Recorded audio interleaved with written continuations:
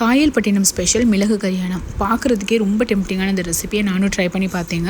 இதுக்கு ஃபர்ஸ்ட் ஒரு மசாலா ரெடி பண்ணணும். இதுக்கு மல்லி, மிளகு, சீரகம், சோம்பு, பட்டை, கிராம்பு, ஏலக்காய், காஞ்ச மிளகாய் இது எல்லாத்தையுமே ட்ரை ரோஸ்ட் பண்ணிவிட்டு நல்லா ஃபைன் பவுடராக கிரைண்ட் பண்ணி எடுத்துக்கோங்க. இந்த ரெசிபி யூஸ்வலாக மட்டன் வச்சு செஞ்சாங்க. நான் இன்றைக்கி சிக்கன் எடுத்திருக்கேன். நீங்கள் க்ளீன் பண்ண சிக்கனில் தயிர், இஞ்சி பூண்டு பேஸ்ட் நம்ம ரெடி பண்ணி வச்சுருக்க பவுடரில் 1 டேபிள் ஸ்பூன் சேர்த்துக்கோங்க. இது கூட உப்பு இது எல்லாத்தையும் சேர்த்து நல்லா பிசைஞ்சு மேரினேட் பண்ணி வச்சுக்கலாம்.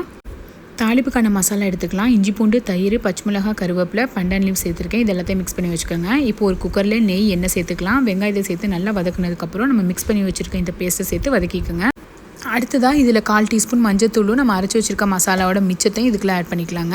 இது எல்லாத்தையும் நல்லா ஒரு தடவை கலந்து விட்டதுக்கப்புறம் நம்ம மிக்ஸ் பண்ணி வச்சுருக்க சிக்கனை இது கூட சேர்த்து தேவையான அளவு தண்ணி சேர்த்துக்கோங்க. மூடி போட்டு நல்லா 20 நிமிஷம் கொதிச்சதுக்கப்புறம் அரைச்சி வச்சுருக்க பாதாம், முந்திரி பேஸ்ட் ஆட் பண்ணிக்கோங்க. நான் இன்றைக்கி ரொம்ப தண்ணியாக தான் வச்சுருக்கேன். நீங்கள் ரொம்ப திக்கான கன்சிஸ்டன்சி வேணும்னா அதுவரை வற்ற விட்டதுக்கப்புறம் நீங்கள் இறக்கி சர்வ் பண்ணலாம். சூப்பராக இருந்ததுங்க. கண்டிப்பாக ட்ரை பண்ணி பாருங்கள்.